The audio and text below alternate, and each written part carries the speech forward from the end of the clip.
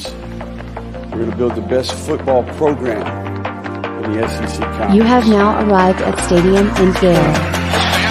The kick, it's been blocked again! How about it? It's been blocked again! It's going to heat one deep down the field. It's going to be to the goal line. It's going to be gone! It's a touchdown! And the Gators have won the game! Tyreek Cleveland! How about it? I can't believe what I just saw! Dropping back to throw. Pops and fires the ball over the middle. It's Norris! It's Norris! Got a touchdown! Norris got a touchdown! Oh, man! Norris got a touchdown!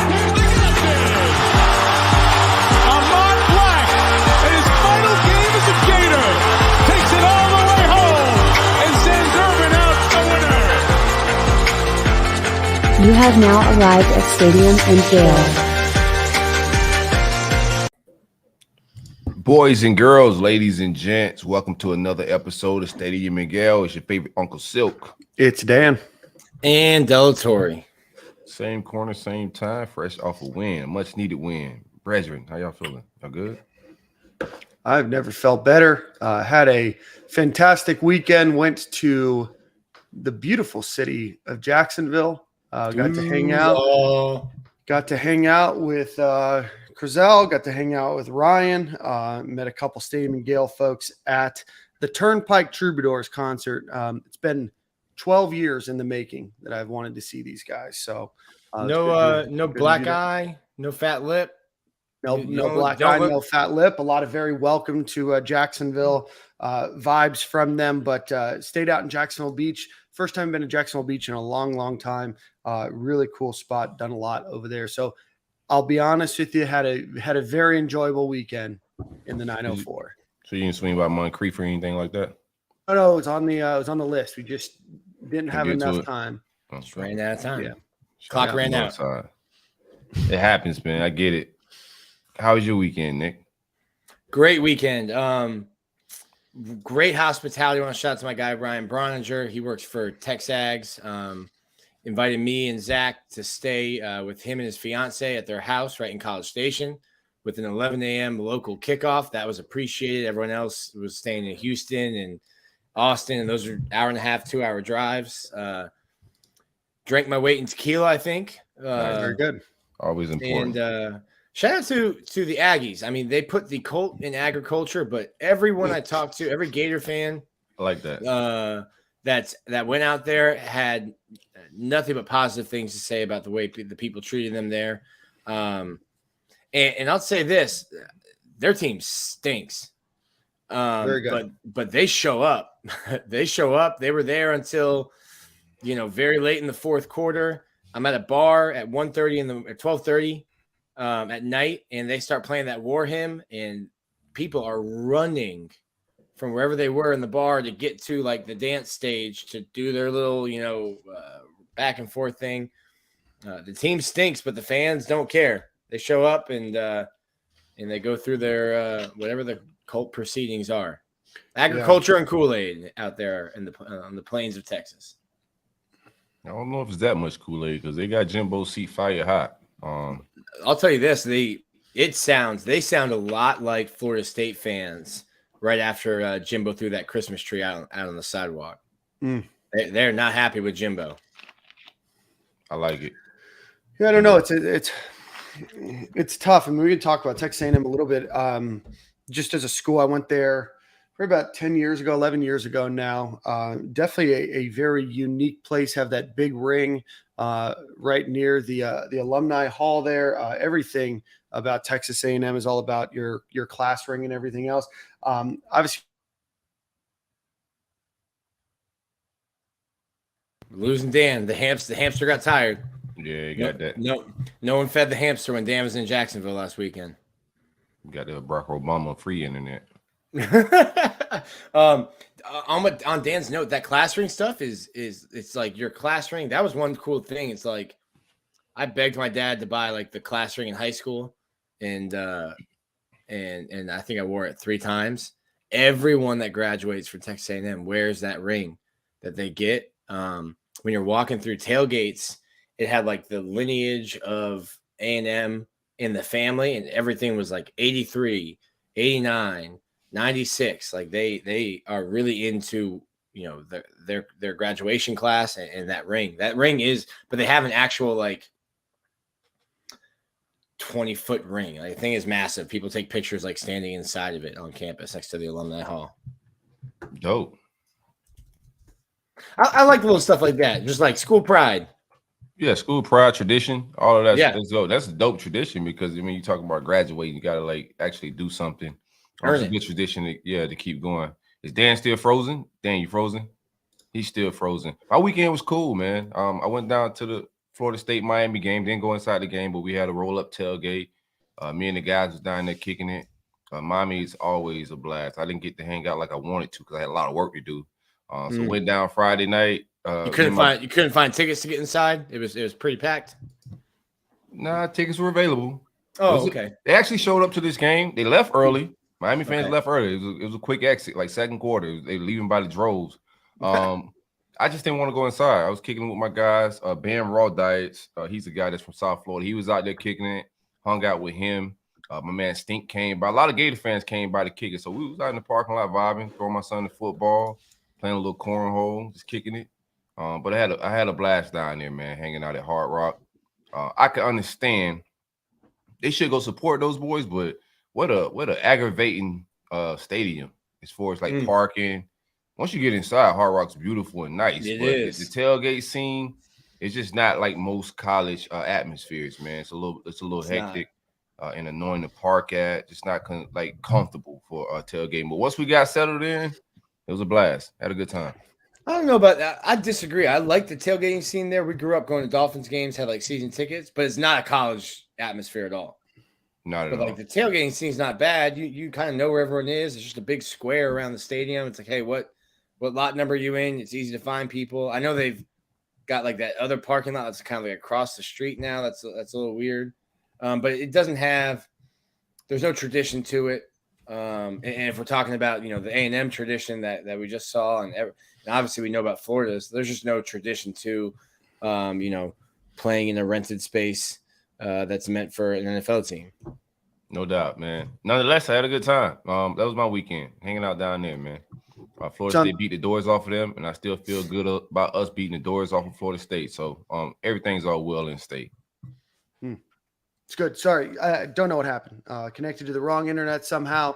The condo that I live here, there's a public Wi-Fi right outside, so I was connected to the wrong one. So my bad. We should be cooking with gas right now. You got to remember, you have to click Penthouse 1 when you go to get your Wi-Fi. Right. Yeah. That's also the password too if you're looking to log in to my Wi-Fi. No, ultimately, I was saying Texas A&M. Different place, but former military school. Not sure where I cut out. Former military school. Obviously, the class ring. They got a bunch of weird stuff about them. But I'll be honest with you. In all of my travels, used to work in the consulting space and higher ed. Of all of the schools that I ever went to, probably 100 of them, no school loved their school as much as Texas A&M does. So I'll give them credit. I think probably I was there like on a Tuesday, Wednesday, and Thursday. Probably 90% of the people there are wearing something related to Texas A&M every day of the week. So, but we got a big victory. Let's talk a little bit more about that. But as always, let's give a shout out to our friend Alan Horn with State Farm Insurance. If you are in Florida, Alabama, Tennessee, or Georgia, and you are looking for business, auto, home, renters, life insurance, boat insurance, RV insurance, whatever it might be, give Alan a call, 706-692-2888, or visit him at alanhorninsurance.com. Again, 706-692-2888. All right, gentlemen, Gator.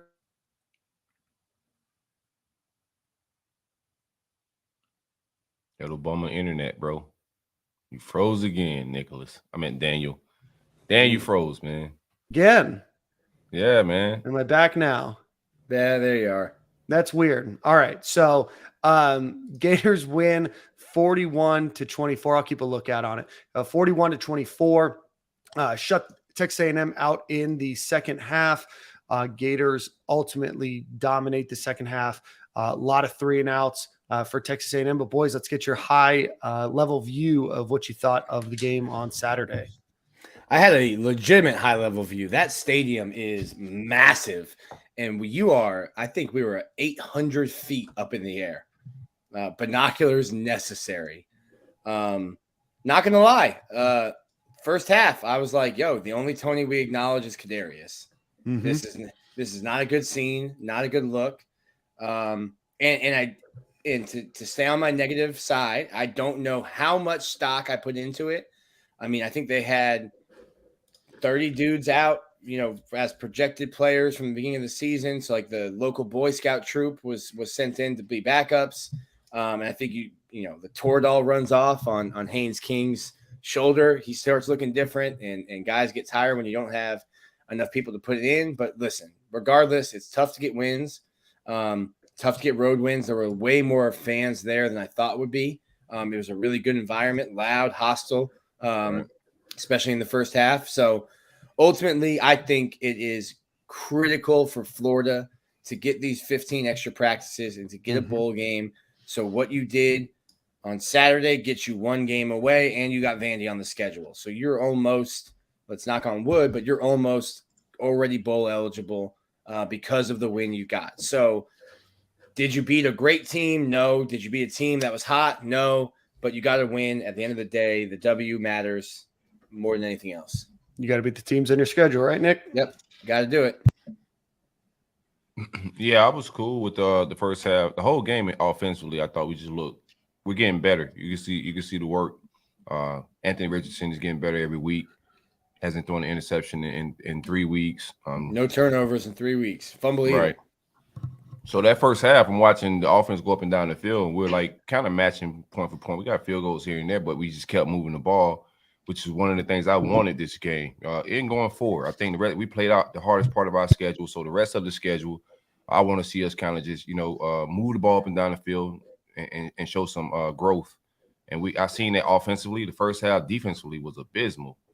Jimbo kept moving the pocket and doing some things to test our containment. With Brenton Cox out, he struggled with containment as well. But I think Jimbo did a good job scheming in the first half, and he just ran out of schemes. That first big run where he goes 65 yards, and they end up scoring a touchdown on that drive, and then they came back the next drive and was able to go back down the field. I thought that second drive was his script. Once you break for 65 yards, the script goes out the window. We do whatever, get in the end zone. So they started off strong. Jimbo's a schemer. He did what they had to do. I like that in the locker room. The coaches, Patrick Tony and the guys made some adjustments. It could be Haynes' arm and the painkillers wearing off. But I did see the defense contain better, keep him in the pocket, and he wasn't able to move the pocket and cause us some problems like that. And guys just playing more assignment football, it looked like in the second half. Third down, we were a lot better. I do want to say we gotta work on one of the things I don't like the entire season is Billy Napier's 2-minute offense. It's like amateur when it comes to that. At the end of the half, I'm going into a smoke break, bro. I don't even want to see it no more. It's just abysmal play calling, no chemistry. That middle eight is also awful, but overall, I see progression with the players and the team getting better week by week, man. We could close out with winning all these games. That'd be dope, but we'll break down more offensively and defensively. Yeah, no, high level perspective. Anthony Richardson, I thought had one of his best games at UF. Pro Football Focus had him ranked as the best player on offense, just 0.1 points behind Prince Uman Milan, who was the best ranked player in this game. You can tell he's starting to get a little bit more comfortable. Obviously limiting those mistakes and limiting those turnovers. He's not going to be the perfect passer. I don't think any of us thought that he would be this season, but you're starting to see a bit more out of him, which is what you want to see as the season goes on. Got to give credit to the rushing attack again, put up 291 yards in this game, 3 touchdowns. Montrell Johnson looks great, has 100 yards rushing. If he continues at the pace that he's on, is likely going to be the highest or most yards by a running back in a season since 2018. In fact, he's just about 25 yards short of Damian Pierce from last season, which watching him in the NFL right now is really difficult. But if he's able to pass the 826 that Michael Piron had in 2018 and the 889 that Jordan Scarlett had, In 2016, he's just going to be right behind Kelvin Taylor, who had that 1,000-yard season. So having a great year, and then got to give props to ETN too. Looks really slippery. Looks just like a great running back. So, ultimately the game doesn't start out the way that you want to, especially on the defensive side of the ball, but they're able to turn it around, hold Texas A&M to, I believe, just 4 third down conversions in the game, which is the tied for the best in a game this season, with Kentucky going back to game 2. But these past 2 weeks, they've only allowed 10 of 25 on third down conversion, which is substantially better than we've seen all season. For sure. ETN lead or second in the SEC among freshmen in rushing yards, trails only Quinshawn Judkins at Ole Miss. Yeah, he's the best in the running back room with making nothing out of something. Mm-hmm. If he gets caught in the backfield, there's a couple of runs where he just made guys miss, man. Elite footwork, real light on his feet. I'm glad we got that combination of both of those guys another year, because it's gonna be needed next year. And especially something that really pops to me with him is, especially for a freshman, just the patience and the vision that he has. Sure. When you come in from high school to the SEC or college in general, the game is fast. You're trying to make whatever you can make out of your limited carries. It's easy to just try to go somewhere and it's not there. He really plays patient and runs with great patience and vision. No doubt. I attribute that to his brother. I'm pretty sure he works out with a lot of pros, get a lot of tips from his brother, but that patience he has is pro-like patience. Yeah. No, and that was dope to see Travis walking into the game Sunday, the Jags game Sunday, wearing his brother's jersey. That's pretty cool to see. For sure. Yeah, that was great to see. Trevor Etienne on the season, 81 carries, 467 yards. Montrell Johnson averaging nearly 6 yards a run. Trevor Etienne at 5.77, combined 12 touchdowns between the two of them. So that's a great 1-2 punch, especially, considering next year and what they could be with just another, off season. Johnson's only a sophomore and Etienne is only a freshman. So Gators definitely will go into next season with potentially one of the strongest running back rooms in the country. Want to talk a little bit about some of the receivers. Gators out Justin Shorter from this game. Ricky Pearsall, Caleb Douglas scored a touchdown. You saw Jaquavion Frazier's get his first start. So ultimately, how did you guys think that they stepped up in place of Justin Shorter? And Caleb Douglas as well. I mean, Douglas had one career reception before this game. It was a touchdown. His second career reception, also a touchdown. He finishes with 3 in the game. Thought he stepped up. Thought Baby J stepped up as well. And Pearsall, man, I think there was a false start called first drive, but they had a little end around, little jet sweep for him. Yep. That there was nobody over on that side of the field. Nobody over there. That would have popped for an explosive play. I like those guys. And nothing against Justin Shorter, but I think Frazier's a guy that we should continue seeing more of, especially you only get 3 games left. Someone that you'd like to see a ton of in the bowl game as well. Pearsall, it'll be interesting. I mean, he's an older guy, but he has eligibility left. I don't know that he's a first round, second round guy. Would love to see him back in Gainesville next year, and maybe I'm talking nonsense. I don't know that anyone's talking about him. I said maybe I was talking nonsense. Get that second master's degree. But I'd like to see him back, and I think there's I've been down. It's noted. I've been down in the wide receiver room. Man. They're not what we used to at University of Florida with elite talent there. They're getting better too. They are, and the ball placement of Anthony Richardson has just been phenomenal, especially last week, bro. We talk about the pass to Jaquavion Frazier's, the pass to Caleb Douglas on that touchdown. He's not just like executing better; his ball placement is getting a lot better, bro. Yeah, no, I think he's starting to look a lot more comfortable. Unfortunate, start the game with a number of penalties. I think they had 3 or 4 in their first 2 drives. Definitely stalled out some things. Obviously, we're able to still go down the field and score. Don't know if that's just, the young guys, Michael Tarquin. I know that he got 2 on the first drive, I believe, 2 false starts. I know, was it Austin Barber that got one as well? I'm forgetting. Yeah. So Austin Barber gets one as well. So I'm not sure if that's just some jitters. I don't know how loud Texas A&M was. It was loud. You couldn't really tell on TV, which, by the way, I just need to do a quick aside. We need to get these guys. I always respect the 12th man. That's it. I just respect the 12th man just because. That's it. We need to get we need to get Robert Griffin and Mark Jones, some pronunciation guys. They were way off in this game. Unpopular opinion. I like RG3's coming. I think he's gonna be all right. He's a one-liner guy. I'm not sure if he just stands in front of his mirrors and just practices these, or if they just roll off the tongue. But he's definitely practicing that corny stuff. But I like. He's at the Hilton in College Station going, Anthony Richardson, Sour Patch Kid. Yeah, exactly. Sour Patch, got him. Crazy because last year, whenever I post the people that are going to be at the games, like Anthony Richardson, Robert Griffin III, people were pissed. This week, it seemed like fans were like down with RG3. He was dropping bars. He's getting better, bruh. Compared to all the old traditional guys, some of these guys, they're not saying anything. Even if he says something dumb and corny, it's at least entertaining, right? I didn't used to like it, but now I'm getting used to his corny commentating. It's all right. It's not Musburger or anything like that, but what are you going to do? Brett Musburger, blast from the past. But no, I think we were talking about just wide receivers.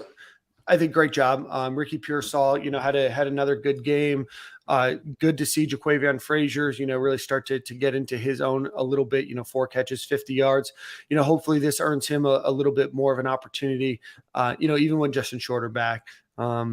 Xavier Henderson had, let me see, a couple catches. 4 catches for 33 yards. So, we're starting to see a little bit. I don't think that we ever thought this was going to be a great aerial attack, but I don't think it's as down in the dungeons as it was, in the offseason, or maybe even at the beginning of the season. I think they're starting to come into their own a little bit. So you infuse that room with some talent next year and hopefully get a little bit stronger. Yeah. I do think the guys that they are bringing in, some of those guys are going to play early, but Caleb Douglas has a very high ceiling. After that pass, I seen him catch with Kittner early in the season. I was hoping we see more of him just running go routes just to take the lid off a little bit. He looks like a speedster. I would like to see him and Jaquavion Frazier a lot more. I'm with Nick on that one. Let's see, pulling up Pro Football Focus a little bit. Let me just get back to offense. Montreal Johnson ranks as the second best player in the game. Caleb Douglas, 4th. Ricky Pearsall, 6th.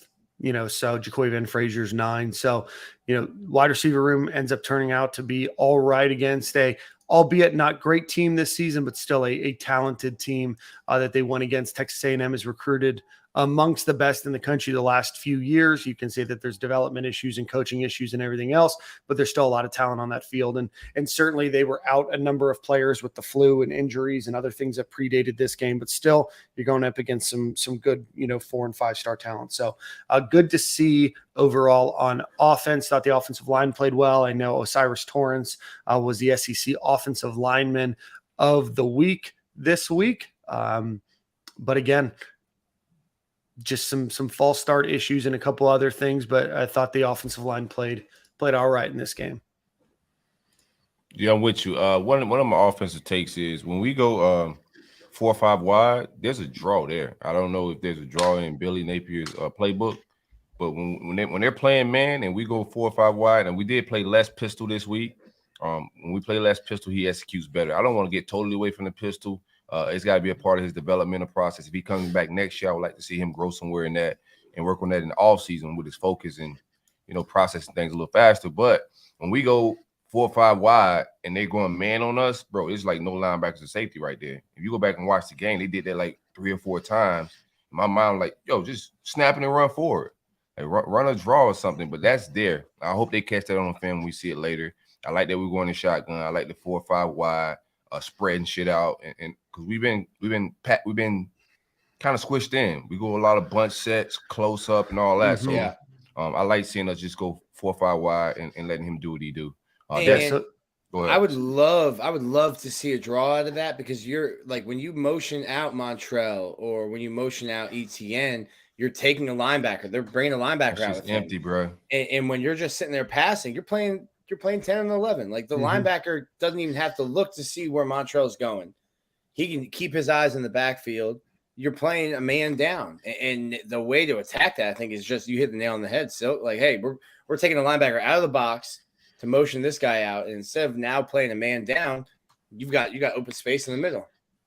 Yeah, and the Gators this game really struggled up the middle. If you look at runs just to the left of the center or right of the center, they ran 14 times for 23 yards. But if you look at everything else that they did, if they go outside the tight end on the left side, or the left tackle, left guard, right tackle, or when the tight end is lined up and they go around that, that's where they got probably 94% of their yards in this game. So Florida has struggled to move the ball up the middle, especially out of that pistol, or pardon me, out of that not pistol, unrelated to pistol, right up the middle there. So they're definitely getting a lot more yardage when they spread it out a little bit more. But like you said, Silk, I do think that there is a draw opportunity there from what you're seeing as well. So good observation, and yeah, tough game when they ran the ball right up the middle. That run was beautiful. He kept it. He hasn't done a great job this year with reading that. He read it perfectly against Texas A&M. Keeps it. Never got out of cruise control. Our best offense is when he's getting outside and making those type of plays. I think he got 3 or 4 of those plays in him a game. We've been getting like one. I think he's got 3, 4 of those big runs like that he could get off, and that just makes our offense a lot more explosive. It makes it put more pressure on the defensive coordinator. So just glad he just looked like he getting more comfortable, I would say. It didn't look like he was as comfortable these past few weeks. Not past few weeks, but early in the season. Georgia, he looked really good. He's played the best games versus Georgia than any other quarterback that's played Georgia. So the progress, the progression is there. He's getting better. We'll see. Props to Billy too. We talking about AR, but Billy's doing a great job with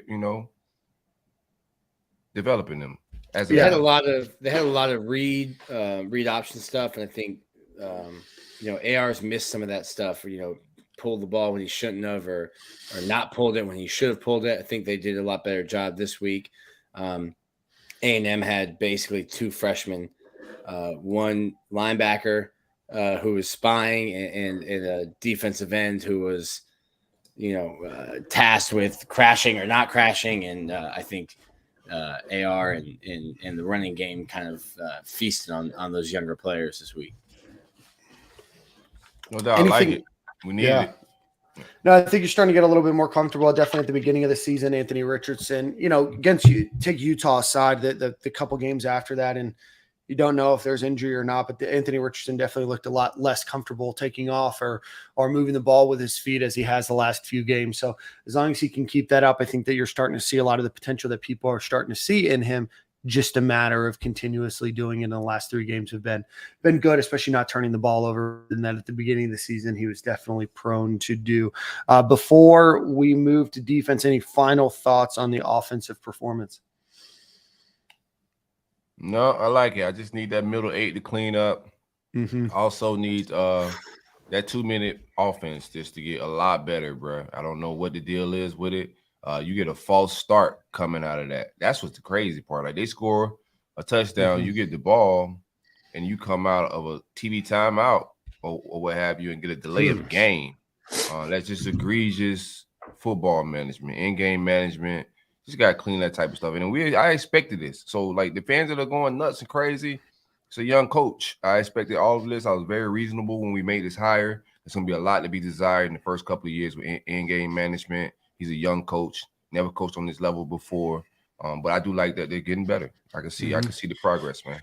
His answer about that too, I think, lends credence to what you just said. He's like, well, where we are relative, that's a big Billy Napier word, relative. Where we are relative that's to a big word. It ain't that many letters, but that relative is a big word. Like, shit. I almost curse. Stuff be relative to like certain situations. He's man. like, don't be just black and white.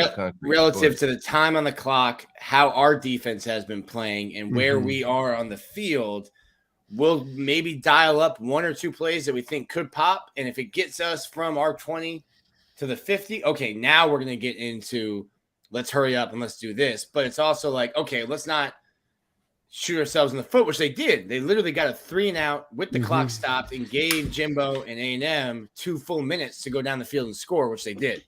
So I think there's a lot of, hey, we are what we are on defense and offense. And I know fans want us to go out and push to score when there's 4 minutes left and we're back in our 20s. Like, but if we do that, we might create a situation where now they have a short field, they score and they get the ball back. So I think there's some stuff based on what the roster is and based on what you have and how you're playing down in distance and time, where he's just not going to be as aggressive as fans want him to be right now.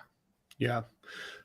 Speaking of the middle 8, I don't get that though, because like the aggression's like mixed match. Like you go for 1 million 4th downs, and then with a 2 minute, you go for 4th downs on your own side of the field. Yeah, you don't want to press the gas in the 2 minutes. I just don't see the consistency with.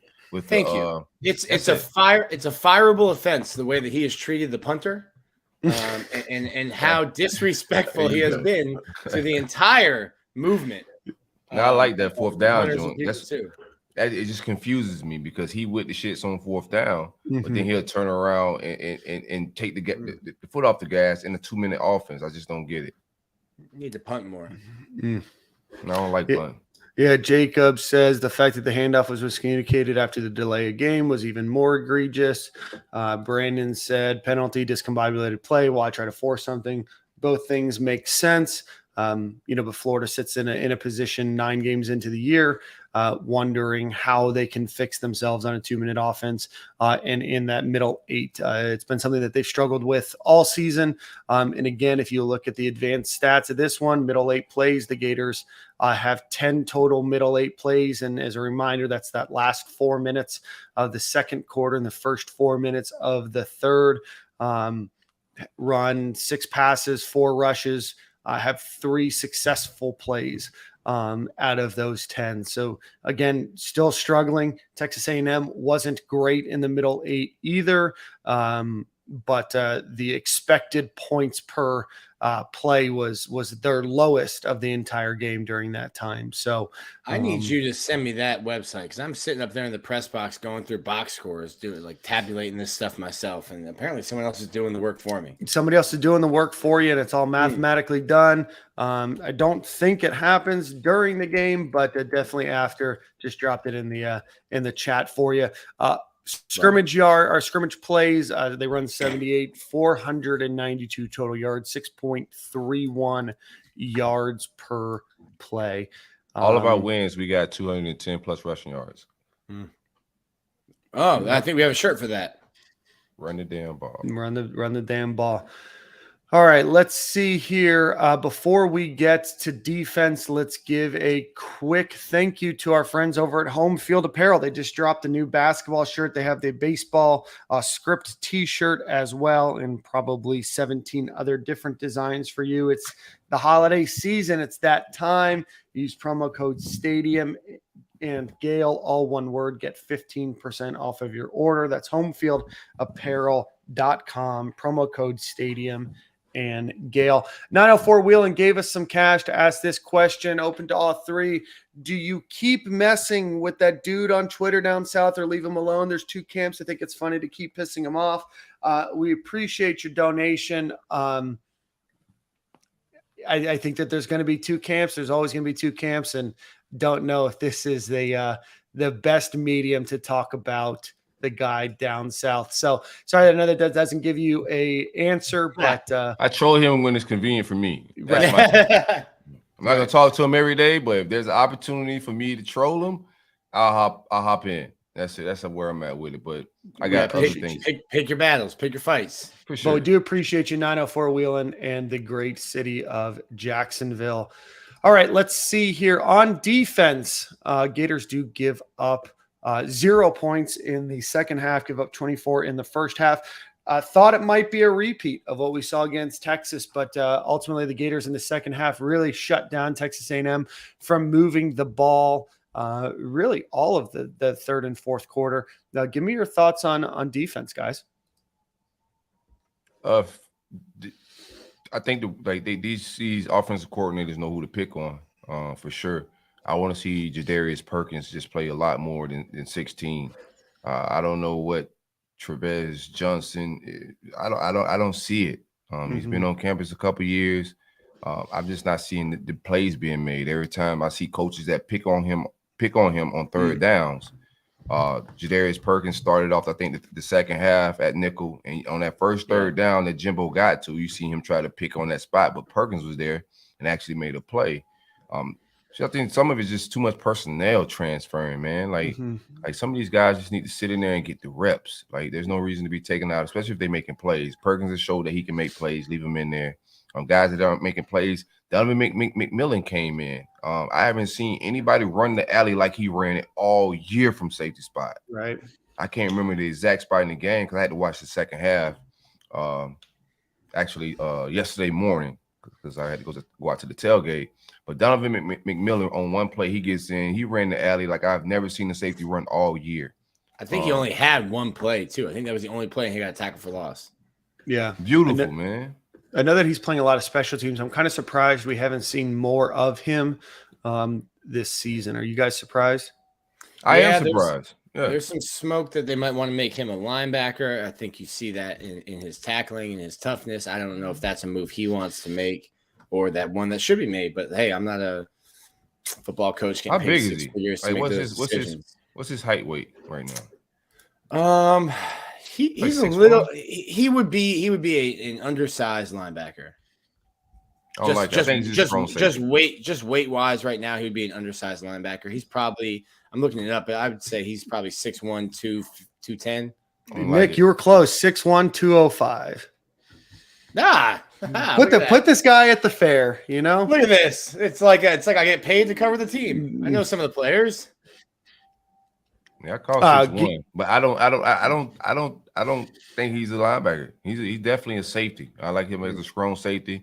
There's some smoke about maybe his speed, but bro, you ain't gotta be the fastest guy in the world to play safety. How he ran the alley is how you play the position. I just want to see more reps from some of these guys, especially when the position is struggling. It's one thing if they were succeeding and prospering back there, but they struggling, and you see guys come in like that and give you a little spark and make a play. I don't care if it's the smallest play, put them back out there. Yeah, it might be decision respected time for the bowl game when guys want to sit out. Yeah, looking at he may be sitting out. Like, what's his plans? Like, it's gonna be a weird fall because you're gonna have guys sitting out for the portal, you're gonna have guys sitting out for the league, you have guys sitting out for a lot of different reasons. It's gonna get weird across the land, everywhere, not just here. Yeah, all of those bowl games will be after the December 5th day when you can hit the portal. That's gonna be a wild time. Spooky hours.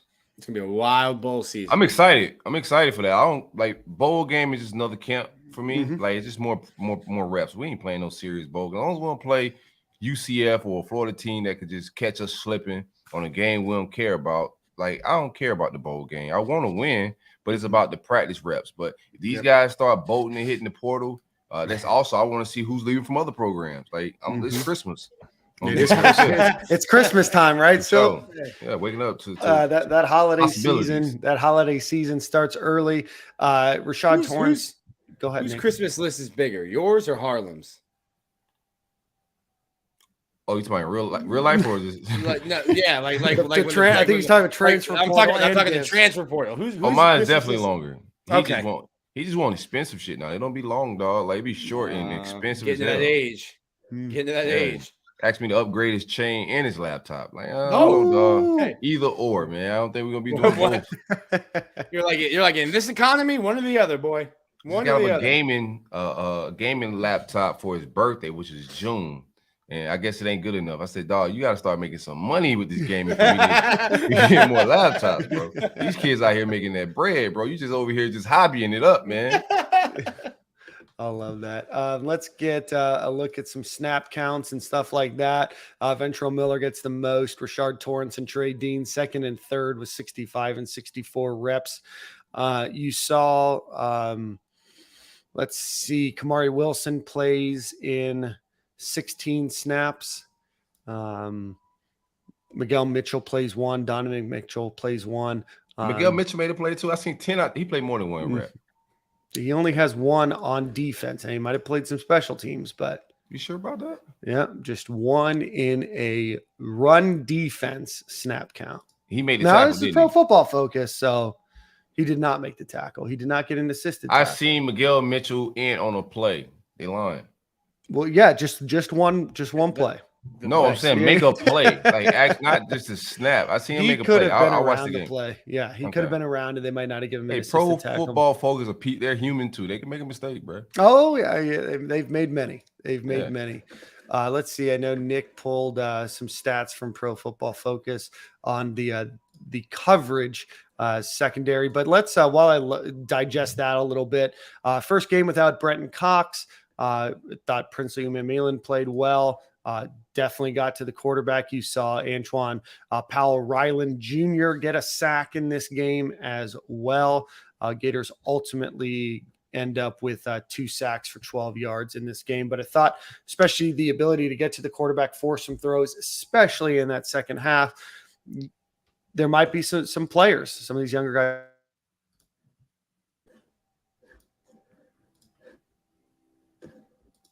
Yeah, I think Umemelan and Power Ryland both had a sack. Both, I think, forced a fumble. Good production out of them in the second half. First half, they struggled with keeping contained. You can tell Jimbo's going to test that out a little bit. But they kind of got things together. I think Ventrell Miller spoke about whatever happened in the locker room. He said it was like some just tough love. Tough love. You got maybe some come to Jesus talks. Right. Yep. So, 10 minutes in. Oh, go ahead. Go ahead. That 65-yard run that I'm probably lagging with you a little bit then. That 65-yard run was a little bit of containment issue and also Ventrell Miller missing a tackle on that, which was rare. But outside of that, man, I like that they fixed the Georgia game. The defense looked good considering, like in the words of Billy Napier, relative to the situation. They look better, played one of their better defensive games, gave some stops that we wouldn't expect them to be able to be in that game. Then they came back, struggled first half, which I was kind of expecting. I was like, bro, I'm not going to expect this team to come out and hit on all cylinders. I wanted to see my offense come out and click, but I didn't expect that from the defense. I'm realistic.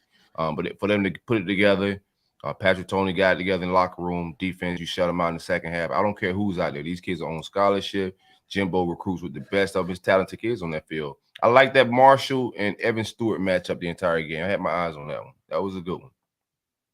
Yeah, Evan Stewart, as you guys will remember, 5-star wide receiver freshman for Texas A&M, going to be a problem in the next couple years.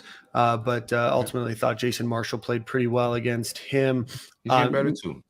Nick pulled some Pro Football Focus numbers for the season. Top 5 Gators in coverage. No surprise here. Jaden Hill. Miguel had a tackle for loss. I know what I be talking about. My bad. Yeah. No, I'm just looking at Pro Football Focus, so you can take their you need to go their to issue Silk up Focus. with him. Yeah. Silk Focus. Jaden Hill. But I be focused. Jaden Hill leads the Gators in coverage this season. Obviously limited. Probably sample size is a little tight there, and obviously you throw in a couple interceptions in there. That number might be a little inflated. Jadarius Perkins, 73.2. Rashard Torrance, then Jalen Kimber, then Jason Marshall. Gators obviously still have quite a bit of improvement to do in the secondary, but Florida interesting numbers to say the least. Florida does not have any credit for Miguel Mitchell having a tackle for loss or a tackle against. They need to watch the tape. I'm telling you what I saw. I'm telling you what his school is giving him credit for, and they're not giving him credit for one last week. Well, like they human. Yeah, they need to subscribe to Silk Focus too. Turn the tape on. Miguel Mitchell made a tackle for loss. Me and my cousin's a Gator fan as well. We was watching it in Airbnb and we looked at each other, man. We like 10. We kept saying that to each other, so that's how I remember. He definitely made a tackle for loss. Allegedly. No, this allegedly. happened.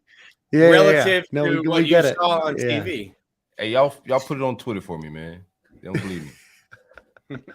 But on the defensive side of the ball, definitely step up in the second half. Hopefully that will carry into the game against South Carolina, which we'll talk about here in a few minutes with our friends from the Spurs Up Show. Any final thoughts on defense as a whole before we move into that? Just one. I thought you mentioned Jason Marshall. He's still playing well, but I think we overhyped him a little bit. Yes. I don't think so. I think we just not playing him to his strongest. That off the ball shit. That's true. It's not what he's. Could just be being misused. Yeah, I think there's a little bit of that as well. When he's close to the line of scrimmage and getting aggressive with guys and jamming stuff, he looks the part. Playing back, he's just not comfortable sitting back there. He looks lost. A lot of guys look lost back there early in the season, but I like Jason Marshall, the way he fared against Evan Stewart. I thought the Georgia game gave him some unfair pass interference. I thought he made good plays on the ball. He was in good position to make plays.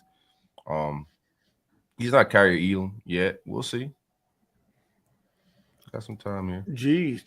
So I'm looking this up. Jason Marshall allowed 3 catches on 6 targets for 62 yards, no touchdown. NFL passer rating against him was an 86.8. But while doing this against Rashad Torrance, 132.3 NFL passer rating against him. I don't know what 22 be out there doing. At all. I don't know. That's what I'm saying. Put Donovan out there. Let them boys go out there, run, like at least make some plays. I don't know. In either phase of the game, Torrance be looking lost. It's nothing personal. It's just when I see it, I don't see plays being made from 22 or 16. I know we gave Tradin a hard time because he celebrates and does stuff out the plays, but he's played better football than both of those two, you know? And that's just the facts. Both of those guys need to see the pine a little bit more. I thought when Kamari started seeing some tick, I think Tradin game went up a little bit. You got to sit guys for a little bit, show them that if they're not performing, they're going to hit the bench. And that's my biggest gripe with Patrick Toney right now. Like, we just seen the same guys get cooked. We late in the season now. If they still getting cooked, sit them down for a little bit. Let somebody else get an opportunity. Just looking up here, want to give Nick, this is a nice segment of the show for you. Give Adam Mihalik a nice pat on the back, a 50-yard field goal to start the game. Nice kick from him. He has another good game. Goes 5 for 5 on point after touchdowns. Goes 2 for 2 on field goals, 24-yarder and a 50-yarder. So a good game by him. And Nick, I know you want to see more of the punters. My goal is to hopefully not see any more punters. Bro, shout out to Billy. Billy, they asked about Adam Mihalik having a, kind of an up and down season. He's missed some short ones. Obviously drilled the 50-yarder. I forgot that he did miss a field goal. My apologies. He did miss that short one.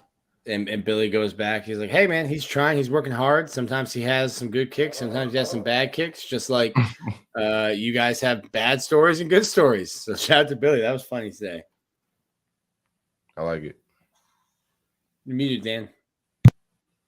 Sorry about that. He goes 2 for 3. My apologies. He did miss that shorter kick, but does go 2 for 3, 1 for 24 yards, and 1 for 50. Walk on. I know he's up for that walk on of the year award. So we will see. But let's see on defense. Texas A&M ends up with 418 yards, 5.97 yards per play.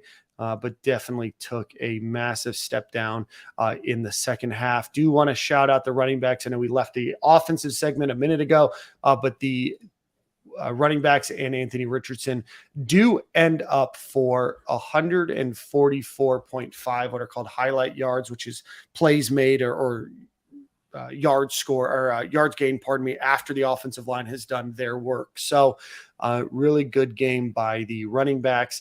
But like I said, Gators do win this one 41-24, go into the South Carolina game at 5-4 with a massive desire to reclaim the win in their column after a drudging by South Carolina last year and Shane Beamer.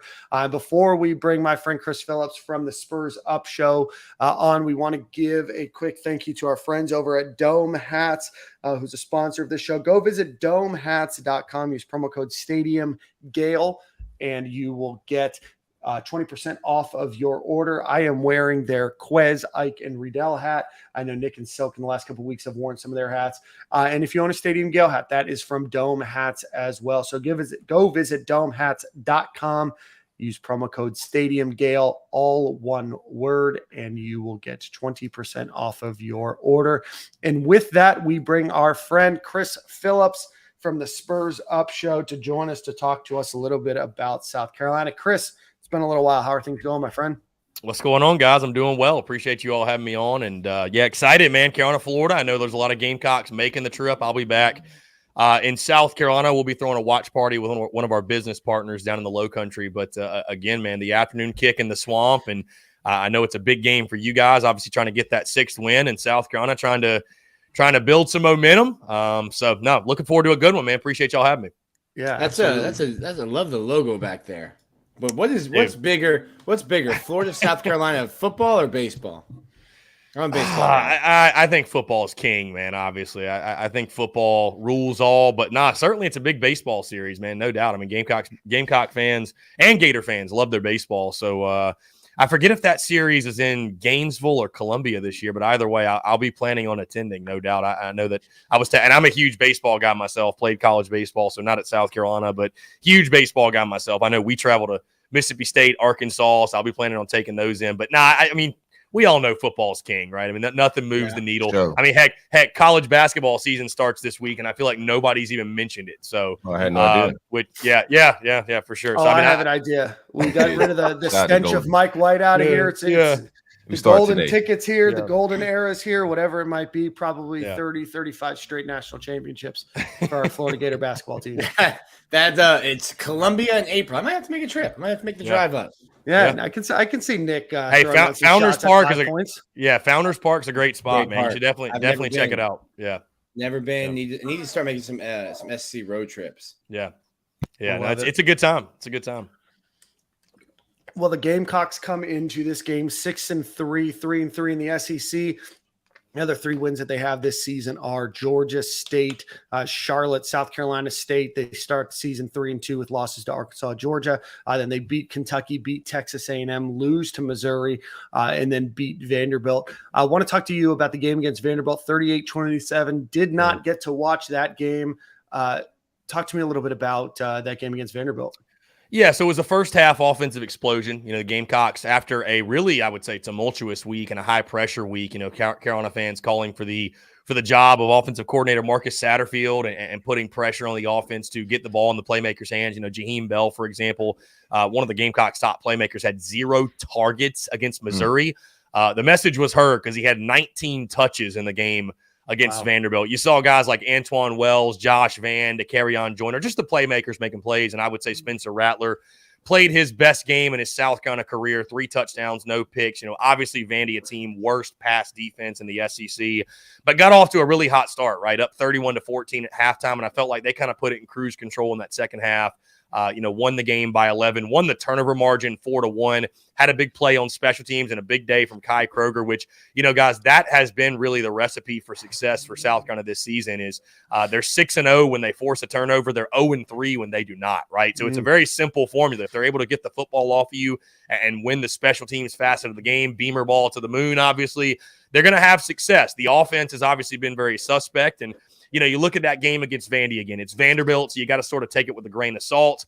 But after a really tough game against Mizzou, they did have a nice bounce-back performance, and we'll kind of see. I think a lot of the end of this season, the quote-unquote Orange Crush portion of the schedule with Florida, Tennessee, and Clemson, you know, if they're going to come out of this one with a winning if they're going to come out of this stretch with a winning record, it's going to have to be because that offense finally turned a corner and you know, Spencer Rattler's playing his best football of the season. And Marshawn Lloyd also, what's his status going in this Florida game? You know, they did all that against Vandy without Marshawn Lloyd. He was out in that game with a bruise on his thigh, I believe, a leg injury either way. So they're hopeful and optimistic he'll be back for Florida. But all in all, it was a successful win, right? You cover the spread.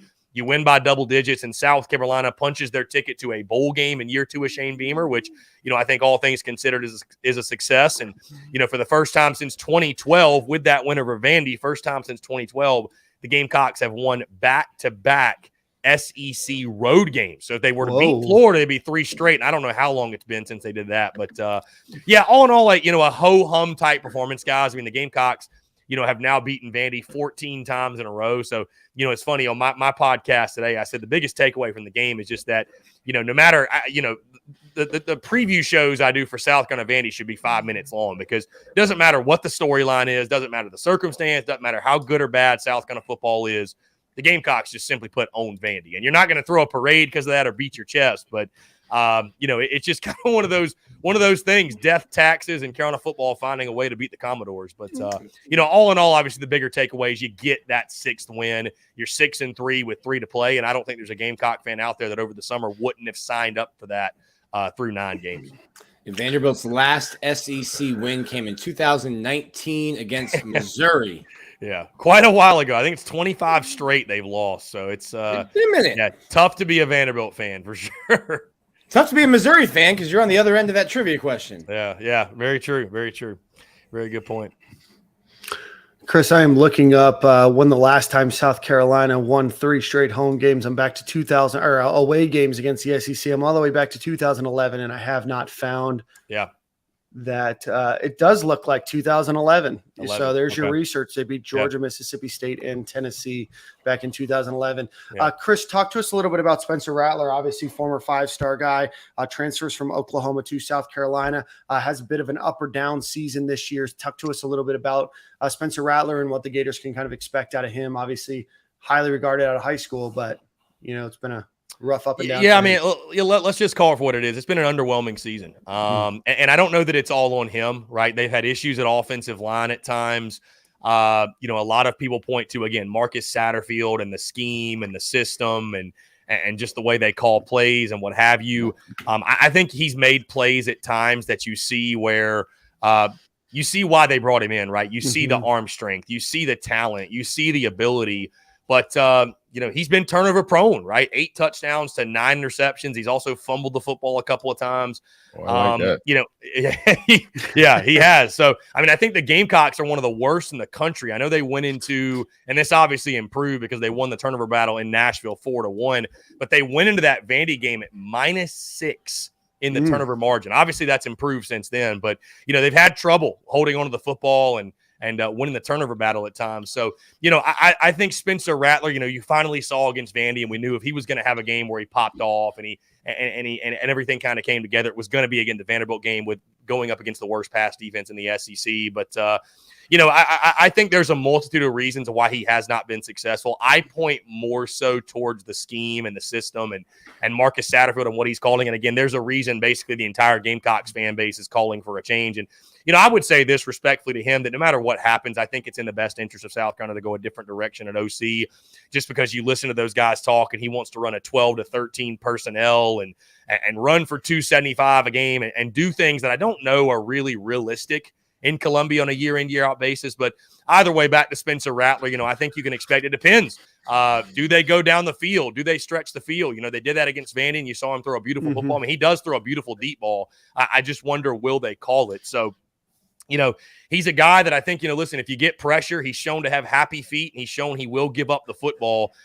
You know, but if he has that time to throw, and then obviously on the run, he's been very effective as well. But got all the talent in the world. I just think it's the big question: can he protect the football? So if I'm the Gators defense, that's what I'm banking on. You know, I know Florida obviously has had some major struggles defensively, but can you win the turnover battle and benefit from turnovers? And Spencer Rattler kind of being that gunslinger type of player, I would imagine that's what Florida is going to look to exploit.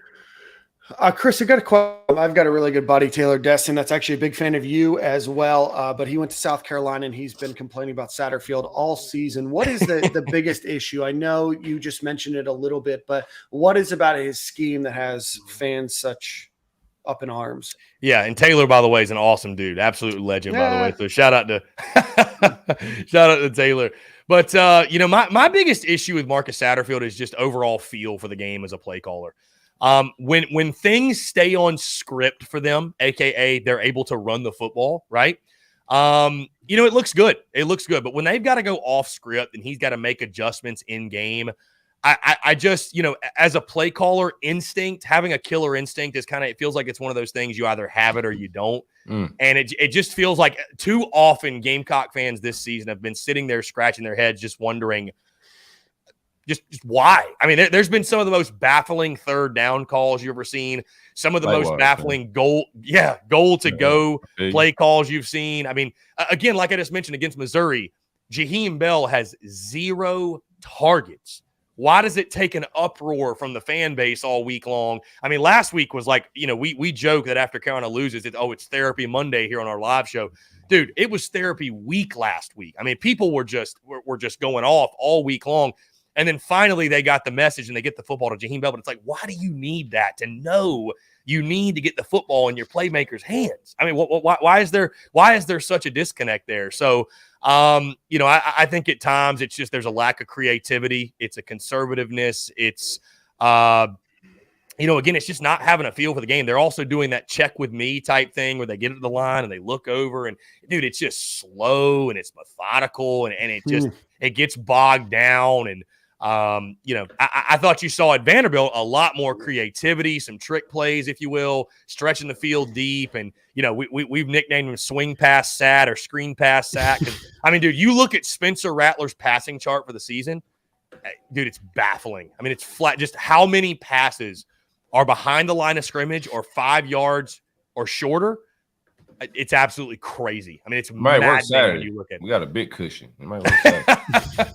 Maybe. I don't know. Maybe this is the game where it clicks. But my biggest issue, guys, long story short, is just the lack of feel as a play caller and being able to make adjustments and kind of feel out and understand your personnel and understand that, the opponent and what they're doing and just having that feel as a play caller. I think that's my biggest issue with Marcus Satterfield. Well, Florida fans are remember that 2020 Cotton Bowl and are probably looking forward to, hopefully for them, a little redemption against Spencer Rattler, who absolutely went off on Dan Mullen's Gators. I want to ask a little bit about the defense. It seems like South Carolina's defense has been like lower middle class, like not the worst, probably in the middle of the pack, but on the lower end there. 10th in the SEC in scoring, 11th against the run, 6th against the pass, and then 7th total. What has been their issue with, I guess, stopping the run? I think it's deficiency at linebacker more than anything, because you look at the defensive front, you got a couple of former 5-star guys, Zach Pickens, Jordan Birch, Tonka Hemingway's played good football, Alex Huntley.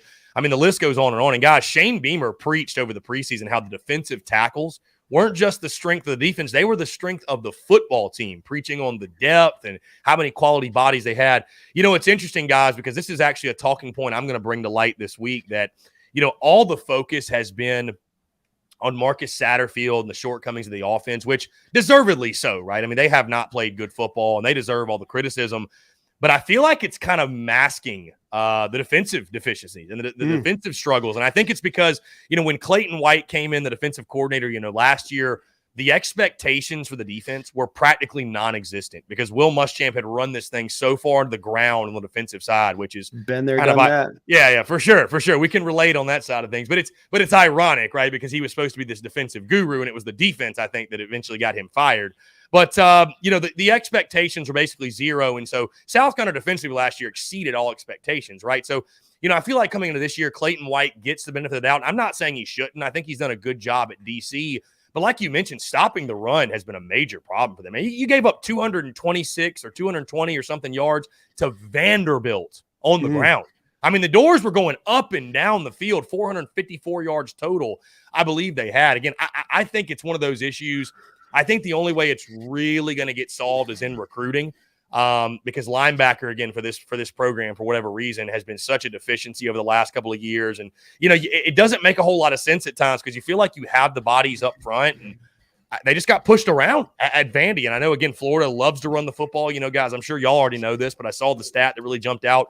Florida's 5-0 when they run for 210 or more yards in a game, and they're 0-4 when they run for less. So, I mean, if they're, their key is running the football, right? And I think that'll be the key, obviously, for the Gamecocks defense Saturday is just stopping the run. So, yeah, it's been interesting. It's been interesting their lack of success on the defensive side. And, you just hope that doesn't show up big time in these last 3 games. Great time to plug the Stadium and Gale shop. A couple of Run the Damn Ball shirts there. Yeah, we can get them in some South Carolina colors if you want. No, I just pulled up Pro Football Focus's passing direction chart for Spencer Rattler. If my math is correct, that's 77 passes that he's thrown behind the line of scrimmage this season. Very few, 36 total passes beyond 20 yards. Definitely not accurate on the season. That definitely seems like where he turns the ball over. Florida's best chance to contain that is just crashing their linebackers and safeties and hoping that they're not able to escape for a big run there or a big yard after catch. Yeah, no, I would say so. And like you mentioned, and I will say this to Spencer Rattler's credit, there's been a couple of those deep passes that were balls that were bobbled and turned into interceptions or went off the receiver's hands, and they weren't all his fault. But hey, as a quarterback, it goes on your stat line, right? And we saw it too against Texas A&M. There were a couple of deep plays, deep shots that he threw a beautiful football, and unfortunately they were dropped. So it's just the life of a quarterback in the SEC, man. And again, it all goes on your stat line. I know Anthony Richardson's dealt with that too. Balls being tipped and they get picked off, and unfortunately, man, it just goes on your stat line. So Rattler's dealt with that for sure. But yeah, those deep passes, it seems, I don't know, man. They just Marcus Satterfield, he loves it, man. The extended handoff, if you will, the swing pass sat stuff. It's sickening at times to watch, truly, man, because you just feel like you have these athletes, you know what I mean? And I understand you want to get it in their hands in that way, but God, I mean, it's just running a tunnel screen on 3rd and 18 will make anybody want to pull their hair out. Are you sure you're not covering Florida? It seems like the same program, same problems, right? We run counters. I don't know. Okay. Counter on 3rd. I'll take a tunnel screen. We got a super chat here from Dan Richmond. Said the last time former South Carolina coach Brad Scott was on the Swamp sideline, the USF game, the Gators struggled mightily. Will Beamer bring him along and maybe bring along as a Steve Tannehill as well? Thanks so much, Dan Richmond. And Taylor Desson's here to say hello to you too, Chris. Taylor, what's up, man? Yeah, I don't know what Steve Tannehill's up to these days, but Brad Scott, he's still at Clemson, right? So I don't think I don't think we'll be giving Brad a call anytime soon. I don't know that. I don't know how favorably he's really looked at in Columbia anymore. But yeah, I don't know what Steve's up to, man. I know he's obviously still the owner over at Group Therapy in Columbia, Tannehill's Group Therapy, the bar down there in 5 Points. Which, if you do go to Columbia, you should check it out. It's a great place. But yeah, I don't know. Hey, whatever you need, right? Whatever good mojo. I think Steven Garcia, we have him on our show every Monday. He said he might actually be in town as well. So I think that could bring us the good. Yeah, down here in Tampa. Yeah, that could bring us the good fortune we need. I think he said he's actually playing golf tomorrow with Trey Burton. So that sounds right. The trash talk will be on for sure as we go into that game Saturday. I love that. I'm looking here at your defense. I know you mentioned a little bit about it. Jordan Birch, Tonka Hemingway, Gilbert Edmond seem like your big pass rusher types. Give us a little bit of what the Gators offensive line can expect out of your defensive line. Yeah, Edmonds definitely stepped up and had a good game. And, you've seen South Carolina's defensive line take over games at times. You look at the Kentucky game, Texas A&M. And, again, they've certainly got athletes up front. I think they're a little undersized at a couple positions. And I think early on in the season, too, the loss of Jordan Strawn, Mo Kaba at linebacker really hurt them. And those were a couple of guys that, they depended on heavily to make big-time impacts this season. But, it's an attacking defense. I would expect Clayton White to bring the heat. If I'm the Gamecocks, I'm stacking the box. I'm trying to get in Anthony Richardson's face. I'm taking my chances, and I'm putting it all on my, on the back half of my defense, my very talented secondary, and, asking them to go make plays for me and win in man-to-man matchups. So, Zach Pickens is obviously the big guy in the middle. Alex Huntley up there as well. Tonka Hemingway, you mentioned Gilbert Edmond. Jordan Birch on the edge as well, the former 5-star. So they've got athletes up front, no doubt. And again, what happened against Vandy was just I'm still really surprised, to be honest with you. I'm just shocked at how much success Vandy had. And again, it doesn't bode well for the Gamecocks if you're not stopping Vanderbilt and then you go play Florida, who's been running the football well all season. But there's athletes up front for sure. I mean, they might have a challenge in regards to size, but if you look at the Gamecocks recruiting class right now, there's a reason they're recruiting that side of the ball and specifically the trenches on that side so heavily. But, guys like Sherrod Green, Stone Blanton, Debo Williams at the linebacker spot, those are the guys I look at. Brad Johnson as well. Those are the guys I look at that really I think need to step up and have big games for you if they're going to plug that running game. South Carolina seems to have a monopoly on players named Debo. Something about it, man. I don't know. Something about it. You mentioned this earlier. Chris, South Carolina right now -5 in the turnover margin. End up +3 against Vanderbilt last week, but has it been bad luck? Obviously, there's been a number of interceptions. Let's see, 11 total interceptions.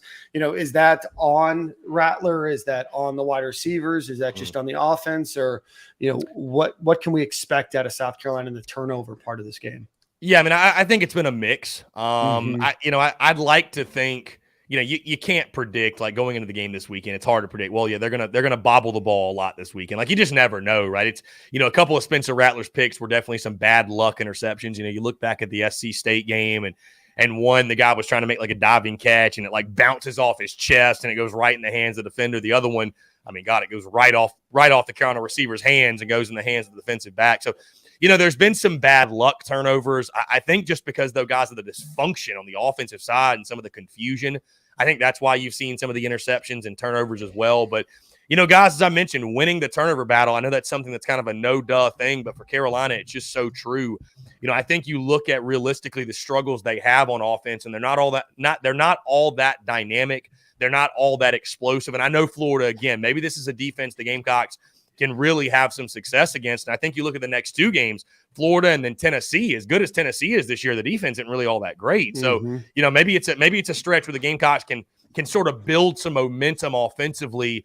But I just don't see a scenario Saturday in which the Gamecocks, again, are going to win this game going mano-a-mano with their offense against Florida offense. Like, they're going to need to be opportunistic defensively. And I'm sure Florida's saying the same thing. I just talked to an upstate radio host here, Mark Ryan, who's a Florida grad, and we talked a little bit about the game. And, he told me, Chris, these two teams are like mirror images of each other. And I would agree. I would actually agree because I think they're both flawed, inconsistent football teams that when they're at their best, they could maybe beat anybody in the SEC, but they also have times where you're like, this might be the worst team in the conference. Like, you know what I mean? Like, it's such a mixed bag, right? It varies. I mean, you look at Florida, almost lost to USF.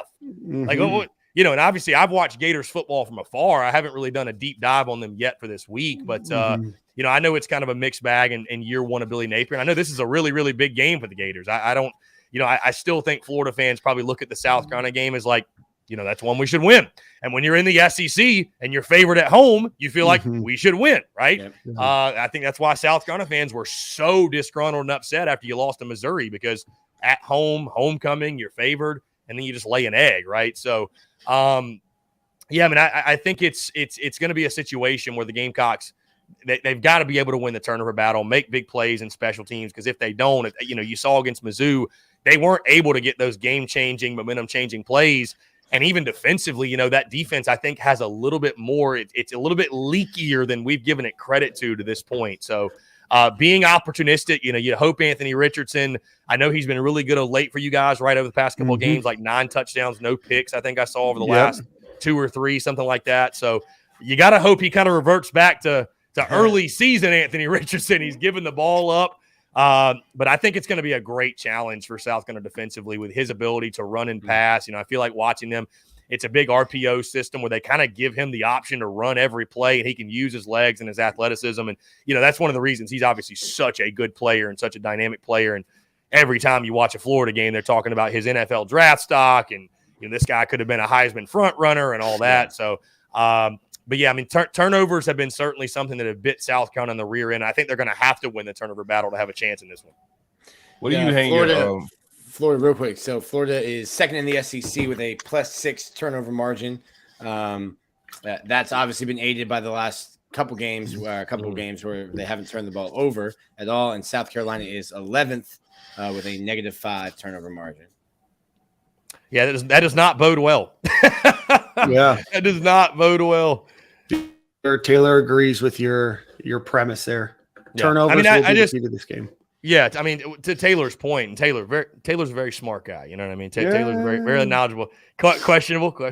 No, it's I just think at this point, we're 9 games in. You are who you are. I don't think all of a sudden you're going to see Carolina go drop a 50 bomb in an SEC game. So again, their recipe for success, and you look at their 4-game winning streak, you look at Vanderbilt's Vanderbilt, whatever. But even in that game, they won the turnover battle 4-1.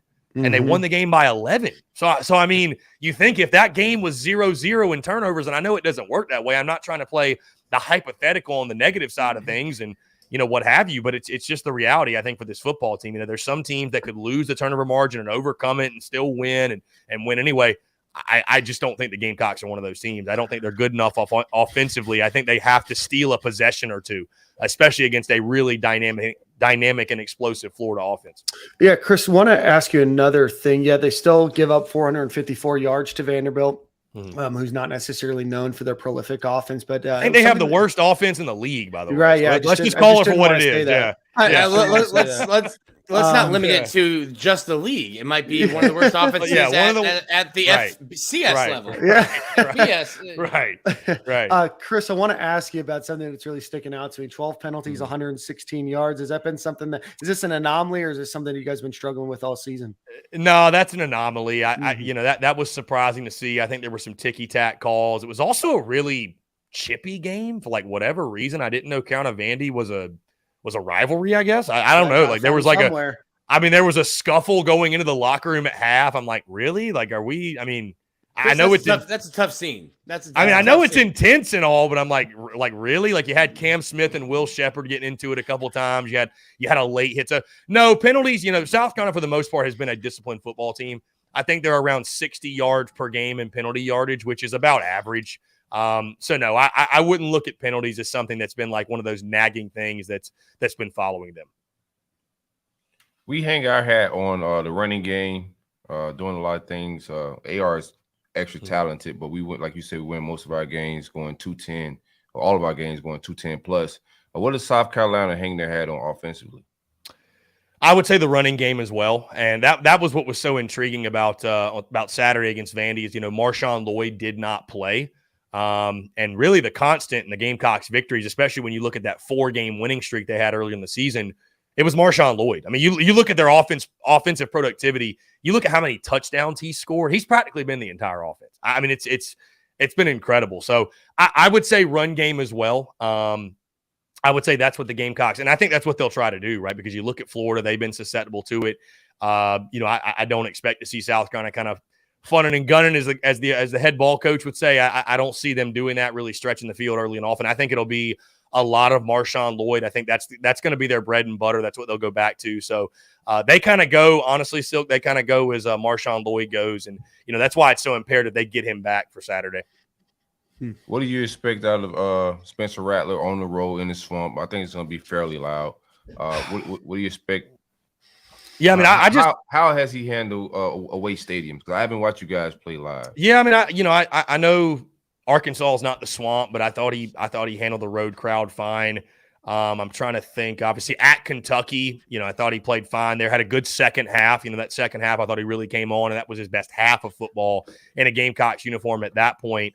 The swamp again. I'm glad it's not a night game, but I think just his number one, his number one job, just protect the football, man. Just protect the football. I think he's been fine in regards to handling road atmospheres, and again, certainly the swamp's one of the best in college football, especially when Florida's got it rolling. But I don't worry too much about his composure or anything like that. I mean, this is a guy that I know the Big 12 isn't the SEC, but he's played big time football. I mean, he played at Oklahoma. He's played in some big time hostile environments and venues, if you will. So, I would probably say though, I mean, you look, the Gamecocks have now played, they've played at Arkansas, at Kentucky, and now at Vandy.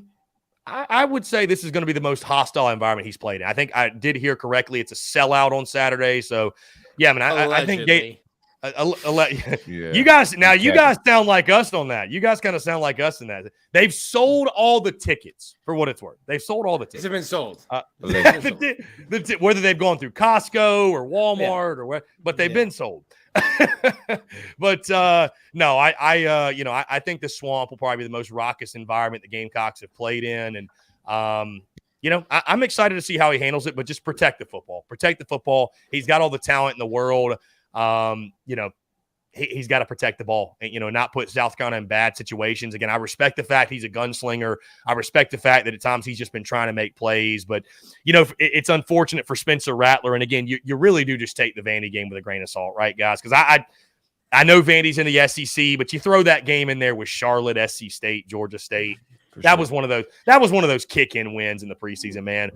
You look back at Mizzou and you look back in SEC play against the better competition. Spencer Rattler's just looked confused. I mean, he's looked confused. He looks like he's playing in half speed. He's thinking too much. He's, a lot of times he's locking in on one read. And I think that's where a lot of the turnovers are coming. So, I'd like to see him play fast, play free, use his abilities, trust his talent, if you will. And, I think, again, that's why people point back to Marcus Satterfield, because it's these 13-word play calls and, the check with me's. And it's just a bunch of mess going on. So, number one priority for Spencer Rattler, protect the ball. I think he'll be able to handle the hostile road environment. Chris, before we get you out of here, the line right now sits at Gators -7.5. Depending on where you looked, it either started at -9 or -8. Over under is 59. Gators pretty heavily favored in that 7.5 right now, minus 300. Give us your prediction for the game. Does South Carolina cover? Does South Carolina win? What's your score prediction if you have one? Put me on the spot early. I normally don't drop a score prediction until like Friday or so. I'll tell you this, and I will say this. This could be subject to change in regards to score, but if I'm completely honest, my early feel on this one is that I think it will be a higher scoring game. I don't think there's any way. I mean, the winner of this game is going to score 30 plus. I think it probably goes over the total. I just don't think there's going to be any way the Gamecocks can muddy this one up enough to win it like 23-20. You know what I mean? Like, I think they're going to have to score and keep up with Florida. Again, the recipe for the Gamecocks is very simple. They got to force turnovers. Beamer ball's got to show, make a big play on special teams. Unfortunately, is that a great recipe for success week in, week out? I'm not really sure that it is. And Florida being at home as well, they need this one. Sitting at 5-4, Billy Napier year one trying to get to a bowl game. So I do think I've got the Gators edging out Carolina. I think it's something like a 34-30 type of score, something like that. I really do believe it's got to be a higher scoring game. But the Gators at home. And guys, after giving up 200 plus rushing yards to Vanderbilt, I just don't have any confidence the Gamecocks can stop Florida enough consistently on defense. Again, they're going to have to benefit from being opportunistic, forcing turnovers. And unfortunately, you can say whatever you want about the teams they played. Kentucky didn't have their quarterback. A&M had the flu. I understand that. But the bottom line is this. Unfortunately for the Gamecocks, Anthony Richardson's playing with confidence, and that Gators offense is playing with confidence, and it looks like they're starting to hit their stride a little bit, and I just don't think that bodes well for South Carolina. So I think it's a really good game, back and forth game. I look at this as a coin flip game. If the Gamecocks can get that game-changing turnover, or maybe they have a kickoff return, or they block a punt, then obviously I think that could swing the other way. But it's just really hard to bank on those things on a week-in, week-out basis. So for that reason, again, my score prediction, my actual score is subject to change, but I'm going to lean the side of the Gators. I do think they'll get it done at home. Yeah, pretty even matchup. Looking at the last 10, both 5-4 against the spread. Our Gators are 2-4 this season against the spread. South Carolina is 2-1 as the away team against the spread. The Gators just 1-4 as a favorite this season, but definitely we'll see on Saturday. Could be interesting. There's a storm brewing out there in the tropics. What the weather might be for Saturday. Again, a 4 p.m. kickoff in Gainesville. Chris, why don't you plug your show? And we definitely appreciate you coming on the show today. Yeah, absolutely, guys. I appreciate you having me on. Obviously excited for the game this week, and it's at the Spurs Up Show on all social media channels, Facebook, Instagram, Twitter. We're even on TikTok, right? So that's where you can find all our content, thespursupshow.com. The podcast drops on iTunes, Spotify, Stitcher, Google Podcast. The podcast drops Monday, Wednesday, Friday. We do a daily live show also called The Daily Crow, noon to 2, which airs again Monday through Friday, noon to 2, YouTube, Facebook, Twitter, and Twitch. And that's more of a show, an interactive call-in show. So we take calls, questions, open-ended banter. It's a good time. We also have a lot of rival fans tuning in that live show. So any Gators who want to come in, smack talk, the comments are always electric. You'd be surprised how many different fan bases we have tune in and talk trash. And it's always a really good time. But yeah, my podcast, my preview will drop on Friday. I'll lock in my official prediction, all that good stuff. But yeah, man, excited to talk Carolina, Florida all week. This series has been really competitive and back and forth, and I know the Gators are looking to avenge last year and that blowout win. And this is a big one for SEC East hierarchy, guys. When you look at the SEC East, I know Georgia has obviously got a stronghold on it, but outside of that, Tennessee's obviously made their case that they're going to be a new beast of the East. But man, everybody else just trying to climb that ladder. And so games like this are just massive. They're pivotal for the upward trajectory of each program, if you will. Absolutely. Well, Chris, thank you so much. We will talk with you soon, my friend. Enjoy your time in Gainesville and have a great rest of your week, my friend. Yeah, guys. Hey, appreciate y'all having me on. Best of luck this weekend. Thanks, Chris. Yep, y'all take care. Have a good one, Chris. Chris is going to need the luck, man. We're not going to need the luck. Chris Phillips with the Spurs Up Show. Let's get a quick shout out to our friends over at Alumni Hall. Go check out alumnihall.com or go visit Alumni Hall on Archer Road in Gainesville, Florida. A bunch of new military items. They have a hoodie, a couple new short sleeve t-shirts, a couple different style hats, as well as check out their new men's jogger sweatpants and check out a restock on some of their most popular 2 for $20. I don't remember. It's 2 for $38 t-shirts. Go check them out. Again, our friends over at alumnihall.com or on Archer Road in Gainesville. Silk, any additional thoughts on the South Carolina Florida game? Yeah, I expect a good first half, kind of like A&M. But second half, I expect us to pull away. If Vandy can run for 2+ on them, man, it's about to get ugly. I'm just gonna be real with you. Mm-hmm. If we could get off like that in the run game, I don't see how they're gonna be able to keep AR from doing this play action thing and hitting bumps. I expect a big game from us. I'm gonna be honest with you, man. I think we've been, crescendoing. Is that the right one? Crescendoing. We've been doing that a little bit.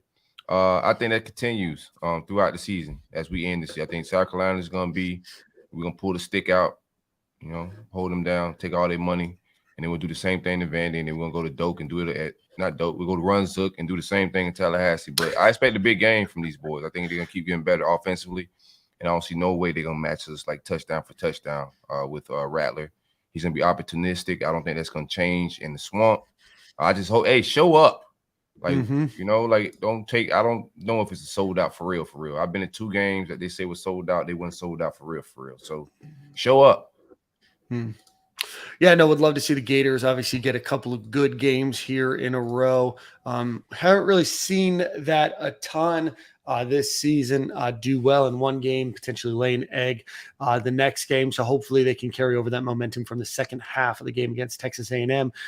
This would be huge for the Gators. The opportunity is there not only to get those 15 additional bowl practices, but the ability to play in a good bowl game. Right now, if you look at CBS, they project the Gators in the ReliaQuest Bowl, which is formerly the Outback Bowl here in Tampa. So again, good for exposure, good to be in a big game. They have them playing Illinois, which would be an interesting matchup in a game that I don't know when the last time the Gators played Illinois, just for a new team to play. But like you said, Silk, as long as the Gators can continuously, run the ball the way that they have in their wins, 283 against Utah, 217 against South Florida, 274 against Eastern Washington, 231 against Missouri, and then 291 against Texas A&M. That's a bad matchup for the Gators. The Illini have the nation's best scoring defense and 4th best rushing defense. Also, what the hell's a ReliaQuest? And am I not going to get a human blooming onion? You will not get a human blooming onion. No, ReliaQuest is an IT security company based here in Tampa. Keep me out of there. I'm about to cut the tape on before I just start giving they've got any credit. They've got a legit defense. They do. Shout out to Bert. But yeah, their defensive coordinator, I know his picture has been floated around the timeline this season. Amongst he ain't never seen no speed like this. He ain't never seen no speed like this, man. Go out there and run down on Illinois. I'm talking crazy. And we're not even there yet. We're 3 games away. I'm ready to talk crazy. We'll see with both teams. Bowl games are a crapshoot anyway. We don't know who's going to be there. That's right. Yep. Cam, super producer Cam, has the Gators winning 31-18. Before we do that, let's get into our buy or sell segment from last week. Let me just pull that up. I know we all had a pretty good week, but let me just make sure that I get my numbers correct. In buy or sell episode 202, Blake was dumbfounded. No AR turnovers. We all bought and we all got that correct.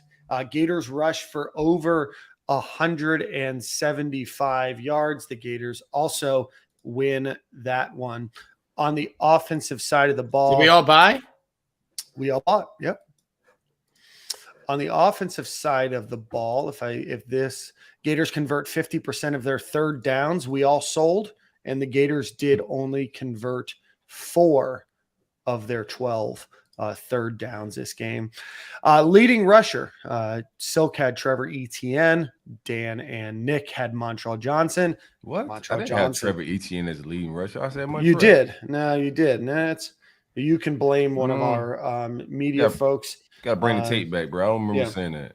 All right. Well, we'll review the tape, then five Gators get a sack. They do. Nick and Dan go 5-0 this week. So goes 4-1 with a bit of an asterisk, and then we'll review. Run up the score on Silk. We'll it's run 5-0, up the man. score. Nope. We'll run up the score on Silk. Running Montreal's up the score. We're calling timeouts with 30 seconds left. We're pointing to the scoreboard. I think Montreal's going to be the leading rusher every game closing out. So I don't even think that's a discussion. We could put that on there, but Montreal's just going to – I think he's done it most of the games this year. Yeah. He has some elite balance. Like, he bounces off a tackle. I watched him, like, put a hand on the ground against the sideline, keep his balance, and then fight through another tackle. He's got some elite balance, like gymnastic level balance. I like AR's football smarts and awareness is getting a little better. So that the pitch he did to Montreal, or the pass, it wasn't even the pitch, and also the pass moving up in the pocket to throw to Caleb Douglas. I thought both of those were just good football plays you can't teach. And at the end of that run, Montreal showed how he a grown ass man, bro. That boy came from Louisiana, but he with all the smoke. I don't know how he was a 3-star in y'all world, Nick. Somebody dropped the ball. But that boy, the truth, man. Very strong guy. Billy Napier said, like, I don't know how we got him at Louisiana. That was nice. Very happy he did. Edo was chasing tail and not chasing recruits. That's how it happened. No, you guys didn't give him enough stars, Nick. Well, I'm not the star giver. I'm not the kingmaker. The star giver. All right, let's do a little buy or sell for this week. Episode 203, and we'll note this if we ever need to review the tape in the future. Let's see. Let's start with Spencer Rattler. 9 interceptions on the season, averaging just a little bit more than 1 per game. Do the Gators get an interception? Well, I guess it would be 1. I think they're in 9 games now. Sorry. Do the Gators get an interception against Spencer Rattler in this game? Yes, sir. Yes, sir. Yes. I think the Gators are really going to try to avenge this game. And there's not a ton of guys on the team right now that played in that game against Oklahoma, but that was an egregious game. No, forget Spencer. Shane was talking greasy to us last year too. Yeah, he was. That's right. Yep. I like Shane Beamer. He's got like a little ball. He's got like a little ball coach in him. Like if you give him the opportunity, he will talk greasy on you. And Florida gave him a massive opportunity, and he just took his shot. Let's see. Passing Gators over the last 4 games, obviously doing better. Last 3 games, doing better. No turnovers throwing the ball. Gators have put up 185, 271, and 201 through the air over the past couple of weeks. So with that in mind, can the Gators put up 250 yards through the air against South Carolina? Yes, sir. I don't know. 250. I don't think so. Go ahead, Dan. Let me think about this. I'm going to buy. I'm going to buy. Sell it, Nick. Sell it, Nick. I'm tired of you stealing my picks and going 5-0 with me. Okay. Positivity.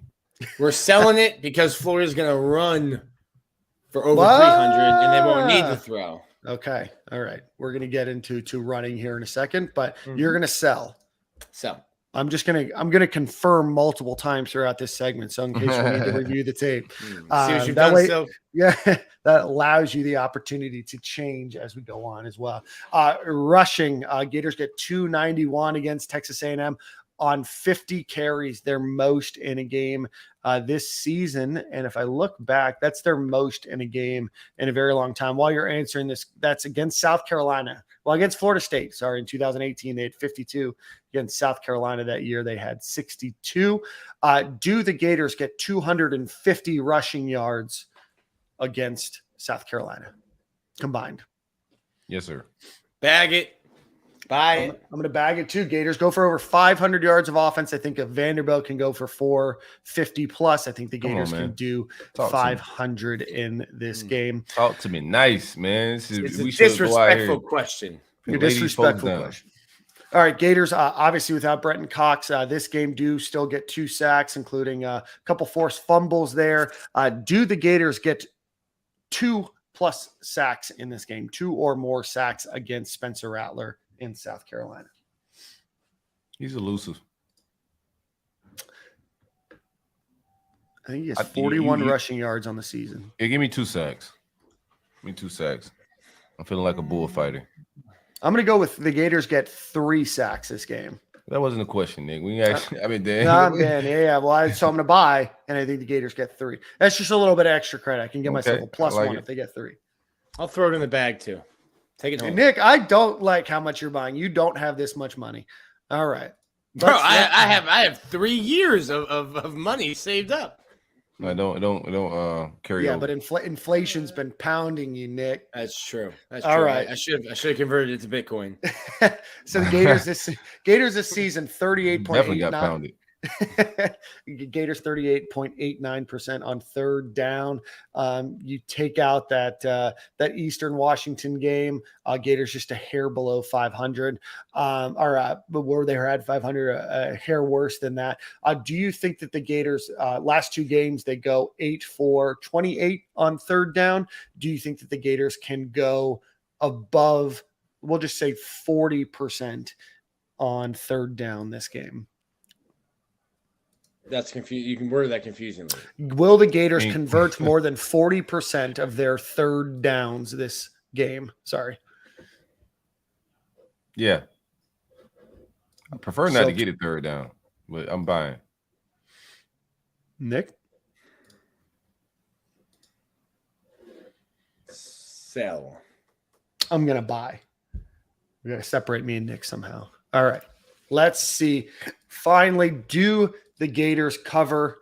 Right now, the spread is 7.5, so that's the number we'll go with. Do the Gators cover a 7.5 spread? Buy.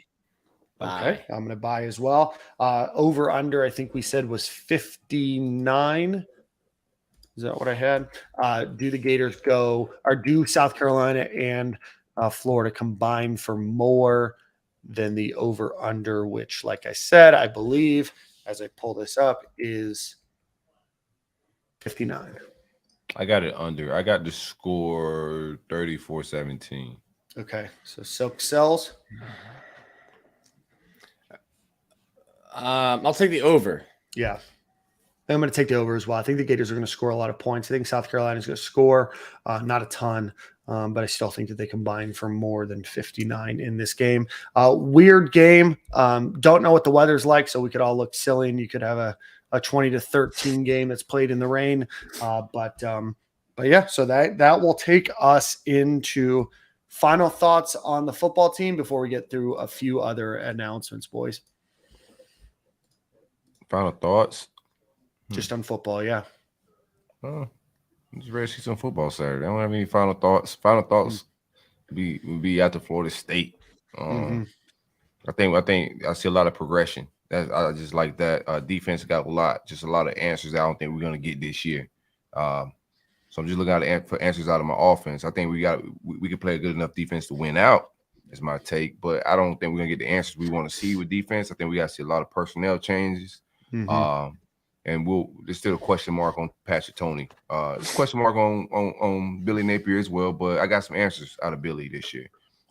What the offense is going to look like, style of it. I don't know with defense. I don't think that wasn't what he ran at Louisiana, Patrick Toney. Yeah. So I don't think that's our defense. We'll see when the personnel change. I hope it's not our defense. Answer a couple questions. Dan, big time rain Thursday, Friday with that tropical storm hurricane coming through. Saturday, sunny skies, lows of 55, highs of 74. Perfect. And shout out to Chris Williams, if you can throw that up there. Yeah, I was just going to do that. They are doing Gator Walk. Gator Walk is 2 hours and 20 minutes before the game, so that's that would give you a 140. Estimated Gator Walk at 140 on Saturday. And again, that's north side, North Lawn right there on University. Yeah, we missed the Gator Walk when we were all up there because I think Silk and I thought it was 2 hours before the game. Nick told us 2 hours and 20 minutes, and we were definitely more than the 15, 20-minute walk it was to get there. So go enjoy that. Chris Williams also said that he'll be there and 5 other people sitting in the north end zone, row 7. Can't wait to see our boys go off on Saturday. And then Blind Squirrel Sports said, late to the show, wanted to say congrats on your victory over Texas A&M. I might be a dog, but I was rooting for your Gators on Saturday. Best of luck the rest of the season. I wish I felt the same about Georgia. I was cheering for Tennessee, man. I'm gonna be honest with you, bro. Woo! I was so sad that Tennessee just decided to lay an egg, man. Bro, they did not lay an egg. They did not lay an egg. They were exposed because they're not as good as Georgia. Not even close. I thought their offense would be a little bit stronger than it was in that game. They've got a 25-year-old college quarterback. So does Georgia. Who's running an offense really well. It'll be interesting to see what Tennessee looks like. Their combined age was 49 in that game. 50. Was it 50? Were they both 25? I thought one was 24. I know Stetson Bennett just turned 25. Okay, so 50. Stetson Bennett turned 25 the day before Florida played him. Yeah, I thought Hendon Hooker was 24 still. So with that, by the time that you listen to this on the podcast airways, but you are watching on YouTube right now, Gators do kick off their basketball season today against Stony Brook. They're playing at the Exactech Arena at the O'Connell Center. It is game 1 of the Golden Era. If you are listening on YouTube, you can watch that game on the SEC Network Plus, which means that it is available on the streaming platforms. Sean Kelly and Lee Humphrey are your announcers for that game on the radio. Gators starting lineup is going to be CJ Felder, Colin Castleton, Kawase Reeves, Will Richard, and Kyle Lofton. We will get our friend Eric on in the next few weeks to break down this basketball team, but definitely a new era, a golden era for the Florida Gators and their basketball program. So, gentlemen, if you don't have anything else, I think I have Song of the Week. Let me give a quick thank you to our friends over at True Classic Tees. Go visit trueclassictees.com/SG25 or use the promo code at checkout, and you will get 25% off of your orders. T-shirts, workout shirts, polos, a lot of different stuff, really cool products. True Classic Tees. That's trueclassictees.com/SG25. This weekend got to see my friends, the Turnpike Troubadours, not really real life friends, but in my mind we're friends. But American Aquarium opened up for them. So we are going to play my favorite song of theirs. It is called The Losing Side of 25. And we will see you boys at the same corner and same time next week. Hey, real quick. I think that's something. I'm gonna be in Tampa this weekend. If anybody in Tampa want to pull up to the USF game, SMU, we got there with Ben Chase. He's on that football road trip, Guinness World Record breaking trip thing. He's on that. We're gonna be kicking it out there. We're taking about 120 kids out to the USF game. That's dope. Yeah, holler at us, man. Go ahead. Also, go ahead. Also, we're gonna be announcing Florida tailgate tickets here real soon, man. I decided to go out there and kick it that Black Friday. So we're gonna pull up out there and hang out. Ron Zuckfield needs to smell Silk's cologne. Ben Chase was on the show a few weeks ago. He's a member of Gator Twitter as well, doing his Chase 70, where he's trying to go see 70 college football games this season. Got a really cool opportunity to work with him and Silk to get a bunch of students and kids in the greater Tampa Bay area out there serving a lot of underprivileged communities as well. So really cool that Ben reached out to Silk and myself, was able to connect him with a lot of folks. So really glad to see those kids. I will not be here this weekend. I will be at a music festival in Orlando. So I'll be watching the game the next morning. But Silk, I hope you have a great time here in Tampa. And yeah, boys, we'll see you at the same corner, same time next week. And let's take our sick intro music out of here. Yeah.